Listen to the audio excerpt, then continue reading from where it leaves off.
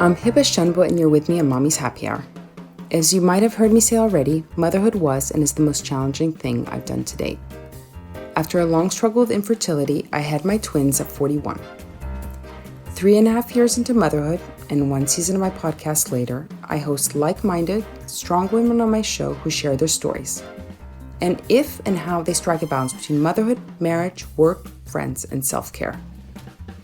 I have no experience other than the fact that I'm struggling to keep my sanity through all the chaos, trying to multitask between being a mother, a wife, a daughter, a sister, a friend, an entrepreneur, all while trying to stay in shape and be the best version of myself that I can be.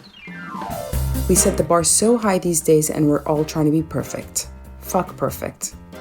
As Brené Brown puts it, imperfections are not inadequacies, they are reminders that we're all in this together. You can connect with me on Instagram at mommies.happyhour, and if you know someone who would be interested in listening to today's episode, and something tells me that everyone would be interested to listen to this episode, please share the show with them. I'd really appreciate it. Now here's a topic I love pondering about but don't necessarily always like talking about: sex. I mean, if sex drives everything we do, then what does the lack of sex do to us? Personally, I don't have the energy nor the time these days to put in the work. However, I secretly think to myself, if I were to engage in some great sex, maybe that would motivate me to get into shape, lose the mom belly, and take care of myself a little bit more. Who knows? But for some reason, being comfortable and best friends with your partner isn't conducive to being in top form. With all the roles I'm juggling between these days, who the hell has time for sex anyways? Am I to believe that my husband and I are the only ones not having sex? That's what I'll try to uncover today with our guest, Tara Galliano. She's a sex empowerment coach based out of San Francisco and the author of Rediscovering My Body, a book for women who want to reconnect with themselves sexually, intimately, and as Tara puts it, harness our femininity through sexuality. It wasn't like I was dreaming as a child, I'm going to be a sex therapist one day.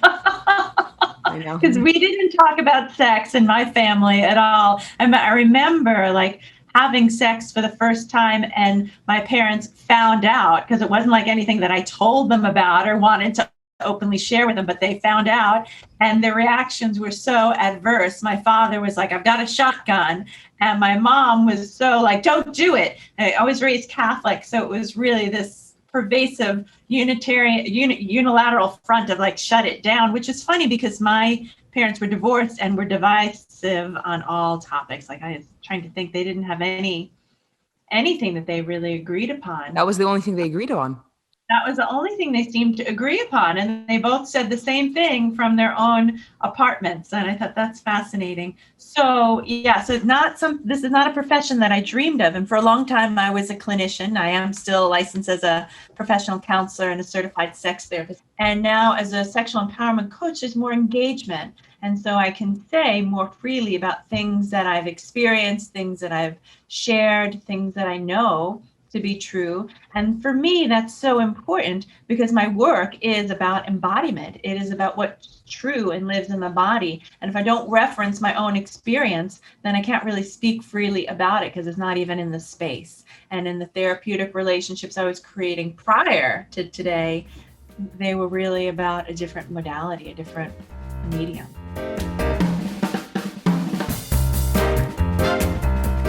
Now, if you've ever watched any new movie or any new series on Netflix or hung out with any of your single friends, you'd think that everyone is having sex all the time, right? All I seem to be exposed to is sex. The new must-see movie starts off with a steamy sex scene. Every conversation with a single friend revolves around the string of women or men that they're dating. And all I hear about these days is friends with benefits. So naturally, it seems as though I'm the only one not having sex. My husband and I have been married for 10 years, our twins are 3 years old, we work full-time and are usually back home by 7 or 8 p.m. So the closest we ever get to having sex is actually watching a sex scene on, yep, you got it, Netflix. Don't get me started on those sexy covers my husband and I have to scroll right past while deciding what to watch most evenings, because God forbid either one of us get a little horny.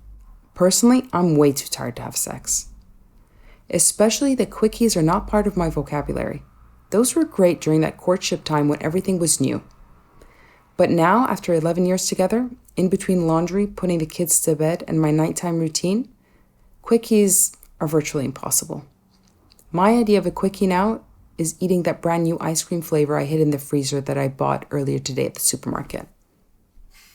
In a society that is rife with contradictions and non-transparent about the sensitive topic of sex, where yes means no and no means yes, when I actually confront my partner with ouch, or what are you doing?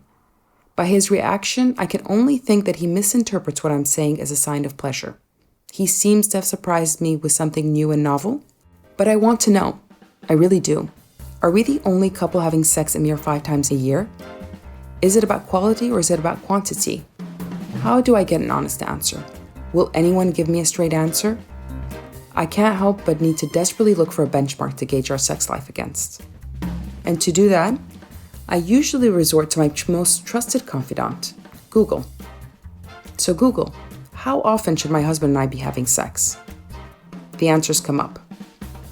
According to David Schnark, through a study conducted with more than 20,000 couples, he found that only 26% of couples are hitting the once-a-week mark, with the majority of the respondents reporting sex only once or twice a month or less. Okay, so my husband and I aren't too bad. We fall in the majority category. Another tab reads, Dr. Kerner says, quote, sex seems to be rapidly falling to the bottom of couples' to-do list. I believe that sex matters. It's the glue that keeps us together. And without it, couples become good friends at best, or bickering roommates at worst. End quote. Hey, I'm okay with having a roommate. I never did in college. So I call it making up for lost time. I don't know, what is the normal amount of sex people should be having? I love that question because everybody wants to know, am I normal?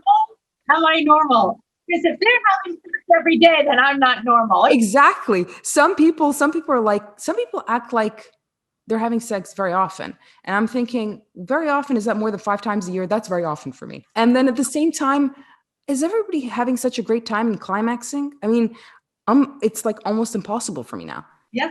Oh, yeah. Well, good to know. Yeah. Yeah. So one thing that happens when we get into this dynamic with our partner, we've been married a long time, we're parents, we're comfortable with each other, we're friends, but all of a sudden this lover piece gets kind of stale, is what happens is that we stop exploring our own sexuality and understanding our own pleasure, and then we put it oftentimes on the other person, that it is for them. So I'm placing my expectation on my lover to know what pleases me when I don't even know. I've changed, I've had babies, I've been married for a couple of years now, and now I'm placing it on my lover. He should know what I want. But he doesn't know what I want because I don't even know what I want. And the opportunity that we oftentimes don't take is to have that exploration, because the exploration begins with us. And where do we experience pleasure? And it really begins with basic things like sensual pleasures of, I like the smell of wine, or I love the taste of chocolate, or I like a slow touch on my arm.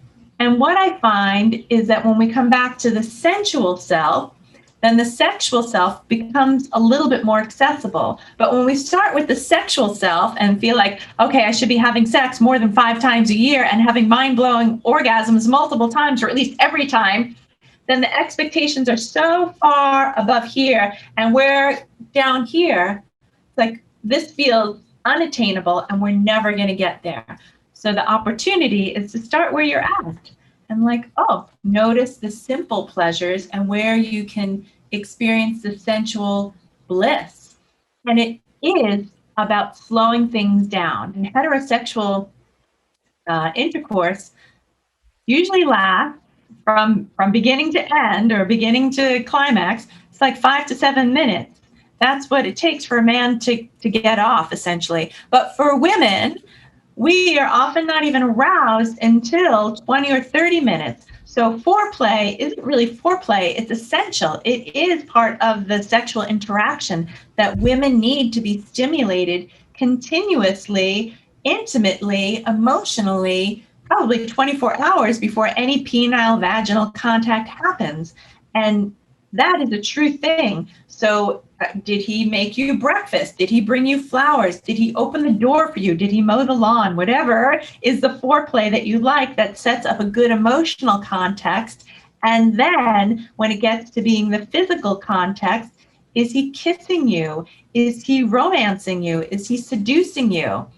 Because all of those elements are really important. And when we're in our courtship, we remember those things. And when we're in a long-standing committed relationship, we all of a sudden forget those things. So the novelty of a new relationship every 2 years, yay, because after 2 years, the honeymoon effect ends and the hormones go back to normal. And all of that neurochemical cocktail that made us high is gone for the most part. They 2 to 3 years, and that's the long end. Sometimes it can be as quick as 3 to 6 months. So it depends. Yeah, I've had those 3 to 6 months. Great. And then after that, I'm like, yeah, this is not going to go anywhere. But yeah, the thing is, I have to admit too, I think sometimes I've tried to breach the topic with my husband and it just feels like he's kind of embarrassed. And so I feel bad because he's certainly like, if I'm having sex 5 times a year and like, that is like, I'm like, you know what? I'm great with that. Anything more than that is way too much work.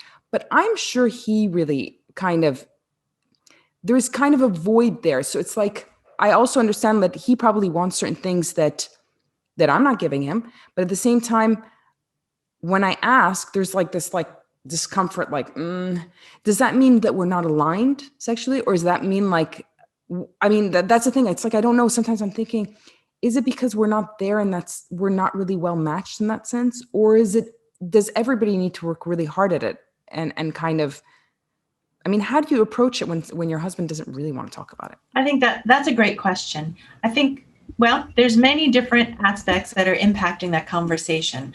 So oftentimes we don't know, we as women don't know, we as men don't know either. And to be in the unknown is a scary place.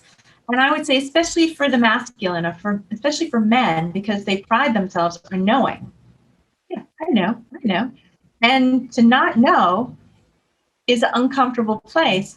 And oftentimes they may feel less than because I don't know. And when it comes to sex and sexuality, that is a particular area where men can feel self-conscious and feel more, I'd say, ego-based, that they should know, even though there's been probably no education, no open conversations, and no real transmission of value, that the knowledge has not been transmitted of how do you make love to a woman. Oftentimes, at least here in the United States, people, men in particular, find their education through pornography because people are not talking about it. What I find is that people are more inclined to do it than to speak about it. It takes a whole different level of vulnerability to have words and fluency and confidence to speak about what pleases you and what you would like more of. And I think oftentimes that's where the conversation just needs to begin there. I love it when you touch me here, and that feels so good. And when you touch me here, if you can touch me a little bit softer, what a great invitation. So now you've affirmed what it is that he's already doing that he likes to do, that you like him to do. And then you've given him a little bit of instruction. Don't do that in the bedroom because then that'll just blow up. Do it outside of the bedroom or wherever you're having intercourse, that you do it while you're having a cup of coffee. Like, after dinner, you put the kids to bed, we're just going to have a conversation and just affirm, I like this. And if you could do a little bit softer, that's even better. And let's try it now. And you can, and I'll tell you, this feels good. And that feels even better. Really important to give positive affirmation because nobody wants to be criticized and nobody wants to be criticized about sex and sexuality because they're already really uncomfortable in that area anyway. So it's normal to be uncomfortable. Actually, I just realized it's yeah, in men, it's all about their ego because I think my husband always talks about like at the beginning of our relationship, how I was so open and like the sex was really good. The sex was really good because I orgasmed more often, obviously. But that was because it was new and it was, like you said, it was novel and it was.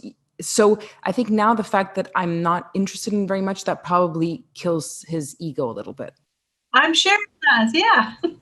But I don't know if that's true, but I would think that we're a little more complex. For me, exactly like what you said, I can't just be like, there has to be like, and now there needs to be like foreplay of like an hour at least for me to like to be. Great, good, you know that. But otherwise, it's like this, like kind of like, oh, I'm kind of horny. Let's have sex. I'm like, no.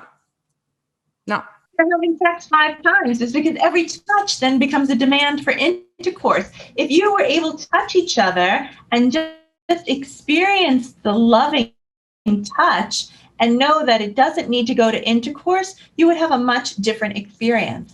And that your touch needs or your sense of intimacy would be fulfilled in a different way than his, and he might enjoy that as well. And then you actually might be more inclined to fulfill some of his sexual needs, because men feel intimacy through sex often.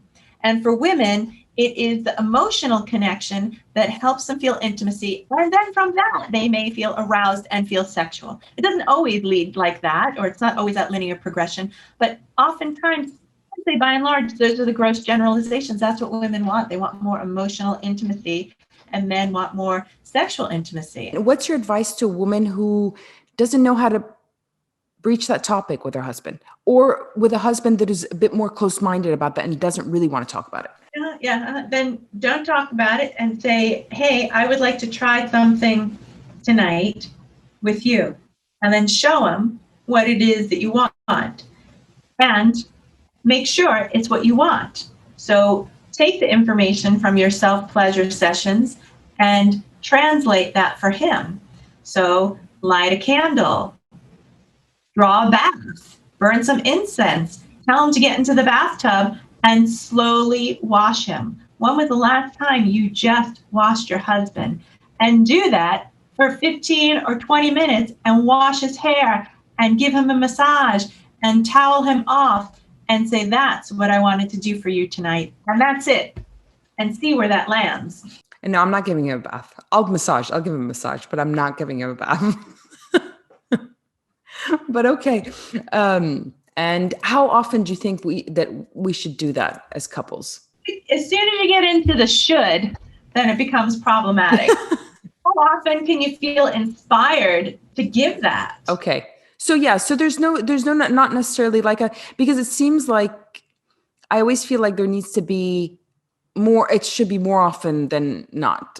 But you're saying just whenever you spontaneously feel in the moment, then you should go for it. Yes, and it's okay to set a date too and say next Tuesday or on the 15th of the month, because it's nice to set a day, because then you've scheduled it and you can plan for it. You can do something with the kids. You can make sure that you're ready that day, that it is an event like this podcast that you put in your schedule, that you can schedule something for an hour or for an hour and a half, that you can really make the intention. And what happens then is that you give yourself the opportunity to build anticipation. You give your partner the ability to build anticipation, which is often dormant too, because that's activated in the courtship. But after that, in long-standing relationships, we don't live into that as much. And that's sexy. So like date night, and then kind of after that, do something different. Sure. Or make date night the different thing. That's a good idea. I'm going to try it out. I love it. Can't wait to hear all about it. Is anyone out there as curious and uncomfortable as I am about the whole pornography conversation? From brief discussions I've had with my guy friends, all men seem to watch porn. But how much porn is too much porn? And how much does porn actually distort relationships? Are they good for a relationship? Personally, I have first-hand experience with this one. I was in a relationship with a man who seemed to be addicted to it. I define it as an addiction because he was checking it out daily, plus that it seemed like the fact that he was never getting enough. The act of sex felt more like a question of frequency rather than intimacy. Hence, the emotional connection eventually died. So, was this a case of too much porn that distorted his benchmark for what a healthy sex life should be like? Or is it just a matter of preference? Or was it that we weren't sexually compatible and that I didn't satisfy his needs? Who knows? Will I ever know? I think everybody has their own personal preferences. I find that a lot less women use pornography, but it's also the way the brain is wired, is that men are visually stimulated. So women wear lingerie, right? So men watch pornography. And because of that visual stimulation that happens in the neocortex, they get aroused. It's like, oh, okay. And for women, that's generally not as profound, again, because they like the emotional intimacy. When women connect to their partners and the front of their body connects to the physical body of their partner, the oxytocin is released, and oxytocin is the bonding hormone. Men have similar hormone, vasopressin, and that's kind of their version. But within 30 seconds, there's this attachment that's happening, and it's a beautiful thing. And women need that, and men need that as well. And I think the opportunity around pornography is to have the conversation and to come into the conversation without judgment, if you can, but really with curiosity about what does that do for you and how does that work in our relationship? And is that foreplay for you? Because if that's foreplay for you, that's great. But what I need for foreplay is this. And the thing about pornography is that it's absolutely pervasive. And because we don't speak enough about sex and we don't know our own desire and our own pleasure, that we use pornography as a crutch, and that we use it for information, and that's how we're educating our youth. Many young people can say, I've watched pornography, and less of them can say, I had healthy sexual education. I knew how to make love to a woman. I knew how to make love to a man. I knew about the courtship process. I knew about seduction and romance and flirtation. No, because nobody's teaching that. Nobody's even using those words. And so what do we get? We get pornography. Depending on how much you use it, I think it can be slightly detrimental. I mean, especially if it's something that doesn't resonate with you. It's like if something's way off, I'm like, no, that doesn't sit well with me. If it doesn't feel comfortable for me, I'm not going to force myself because I know that it's not going to be pleasurable for me. So I find that pornography can be a problem. I don't know if it's a problem in the US, but I feel it's a little bit of a problem like in the Middle East, where it's like people don't really talk about it, but yet there's like this like aberration or perversion in some sorts, which doesn't make you really connect with your partner. But I think, I mean, obviously I know that all men watch porn, and I think there, a normal amount is healthy, which I don't know what the normal amount is as well. But, but if it kind of takes precedence over your relationship and not connecting with your partner, which I find in a lot of cases it does sometimes when it's excessive, then that is a problem. Yeah, and that is the problem, that pornography and the usage of pornography, I would say, is the symptom, but the problem is the disconnection that happens within the relationship. And having said that, what they've found, they've done many studies around pornography usage and the wiring of the brain. So what happens is the neural pathways then get created where this is the way that men, and I'll say men, experience arousal because of overusage of pornography. And then what happens is that they then have not developed other ways of becoming aroused. And that becomes problematic. Whenever we have a default energy that we use exclusively and don't expand our repertoire, then we're narrowing how our brain grows. And it needs the neurodendrons, the myelination of the brain needs to grow and expand. And when we stagnate it by just fortifying one pathway, that's when it becomes problematic. Whereas a man who has used pornography in the 50s, 60s, or 70s, when it was just a visual, and not the images from a video, and it was on a piece of paper, that what could happen then was that they could engage the image on the piece of paper, but then they also engaged their imagination. And then they still had the connection to, Sarah next door, and then they could imagine that. And so there was a lot more creative use of the brain. And the brain is the most important sex organ. That is it's not our genitals, it is the brain. And so when the overuse of pornography, yes, that is the detrimental piece when it is the only way we know how to get off. And then how it impacts the rest of our relationships with our partners, how we begin to objectify women, and then the unrealistic views of sex and all of that. So that becomes a problem.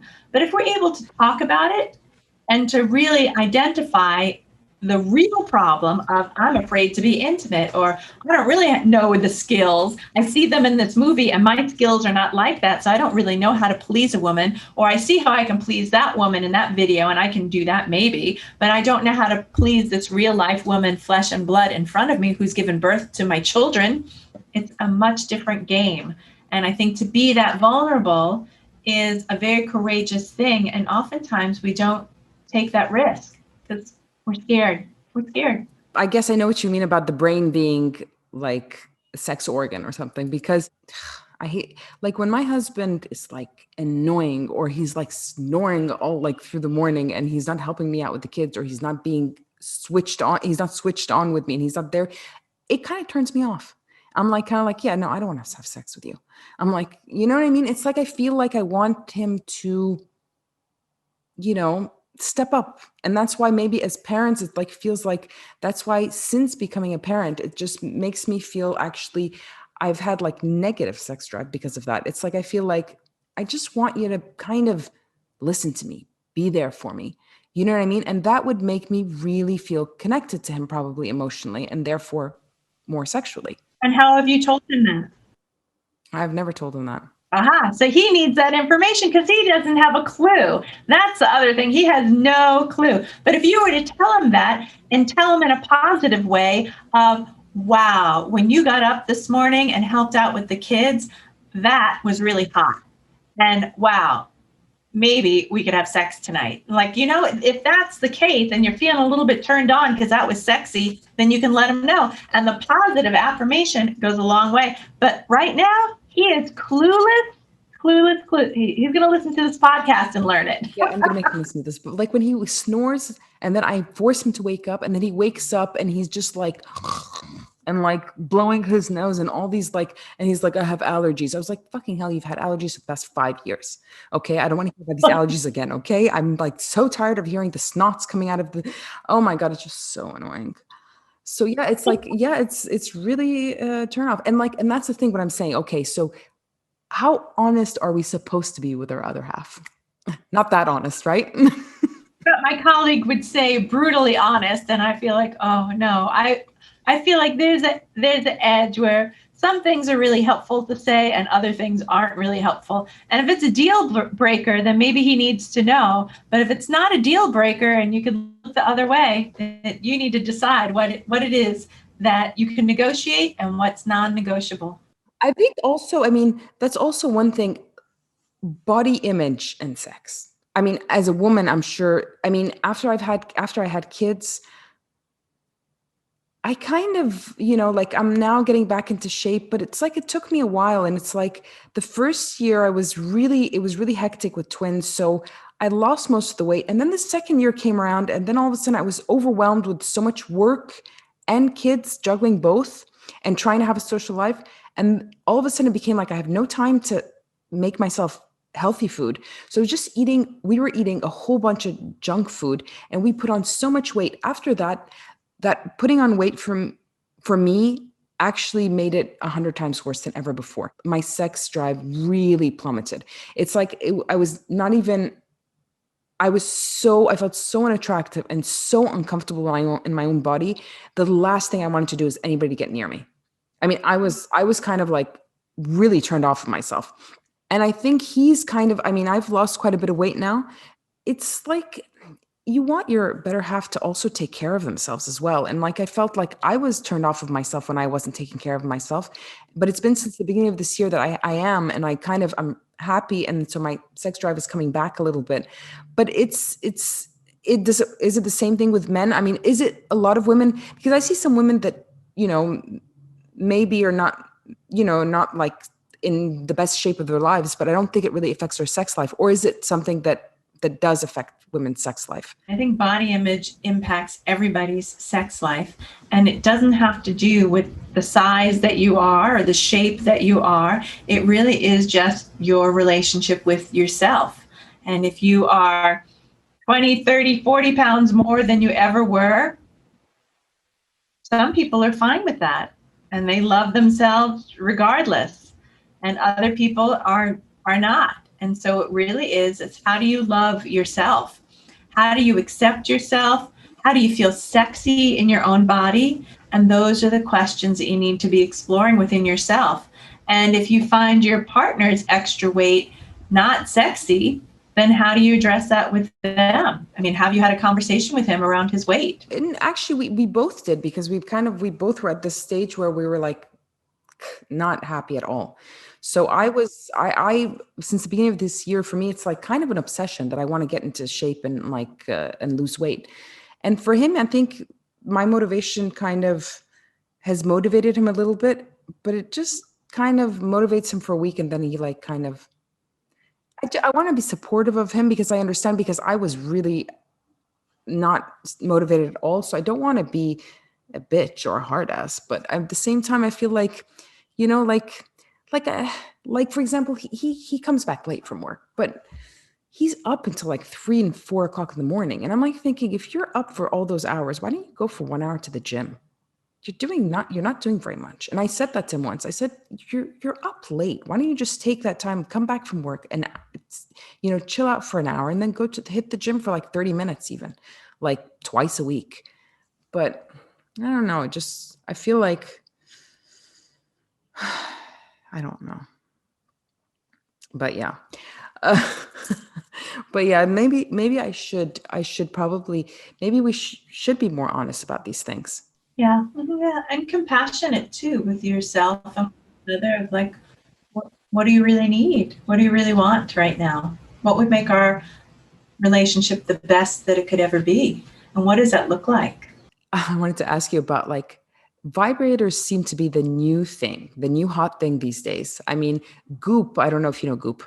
Um, Goop seems to be like launching a new one every 6 months. And is is it something that's important to explore as a woman? If you like, is it important to explore? Yeah, if you like, yeah, yeah. I think expansion is important, and that we need to try on new things for the novelty and the excitement, but it's not one size fits all. And yeah, sex toys are a big investment. They can be expensive. They can cost you a couple $100 at a time, and then you may not like it. And then what do you do with it? Because you can't return it. Yeah, and I'm watching these things. There's like the one that's gold plated, and there's like the rabbit one, and there are these ones like these like like a round thing at the top, and apparently like the new one, like just the whole thing vibrates. And so I'm like wondering, how do they use these, and yeah, and how do I get my hands on one of these? But no, but I've heard a lot that people say that masturbating too much can never negatively affect your sex life. What do you think? Do you agree with that? What does masturbation mean? Something like pollution of the hands. I think that's what the term, the etymology of the word Oh, masturbation really? means. So that, oh, yeah, so that's something to consider, right? So words are powerful, and I like to look at, how do we please ourselves? What is self-pleasure? And so to really look at the time where you're pleasuring yourself. And it doesn't necessarily need to begin and end with genital stimulation, and it doesn't need to begin and end with orgasm. I don't know if you began with orgasm. I don't know. That'd be interesting. But it doesn't need to end with orgasm. It really is about exploring the sensations. I mean, that's why I wrote this book called Rediscovering My Body, because in it, it's just exercises and activities to begin to explore your sensual self, of what are some of the things that turn you on. And again, it's not all about genital stimulation. So when I think about the opportunity to masturbate, I think about it's an opportunity for self-love and self-pleasure. And so to really engage all the senses. And so maybe you have 20 minutes, light a candle, burn some incense, get some strawberries out, and just do something that's going to fill you up and make you have a pleasurable experience that will bring you bliss and joy. And again, it doesn't need to be about orgasm and not genital arousal. It can just be the arousal of, this is what I need in this moment right now. The exploration happens as the curiosity grows.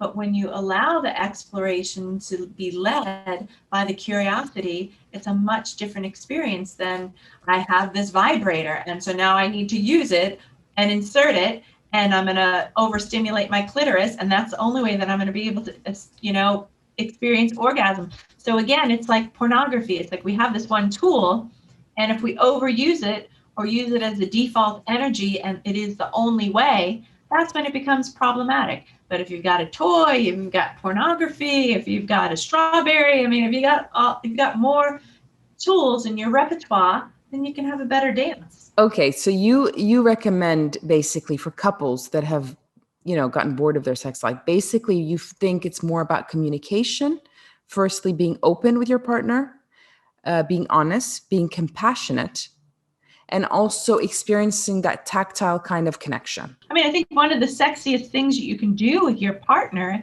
is begin to ask for permission and slow things down. Like, is it okay if I touch you here? Is it okay if I touch you here? Asking permission and really slowing things down is really sexy. But instead, oftentimes, there's this inability to speak, and then there's these assumptions. Well, I'm going to touch you here. Not only touch you here, I'm not even going to use my hands. I'm going to use my penis. I'm going to stick it here. And it's like all of these assumptions, and it's not really sexy. But when you slow things down and really speak, how does it feel when I touch you here? And you get a whole different sense of sensation. It's much. So it is okay. So it is like a whole new experience. It's not really about the orgasm. It's not really about the sex. It's about the connection, because if it's always about orgasm, then you're always going to get the same thing, right? Yeah. Because we're chasing after the elusive orgasm. But really, it's about being where you're at now and experiencing the pleasure that you have in your body now. Because there's tremendous amount of pleasure right now that you're not even tapping into. But if you can just slow down enough to tap into that within your own body in this moment, yeah. I loved hosting this episode with Tara. The topic of sex is an important conversation that we should be having more frequently. Sex is important for us as women to feel more feminine and desired. And for men, well, to just do it apparently. Actually, come to think of it, I'm still a little confused about the topic. But hey, I'll give that whole date night a try, and let's see if we can spark a little more intimacy at a challenging time in our relationship and marriage. Thank you for joining me again on Mommy's Happy Hour. I've also added links to Tara's book. You'll find them in the show notes. I'll see you again in 2 weeks.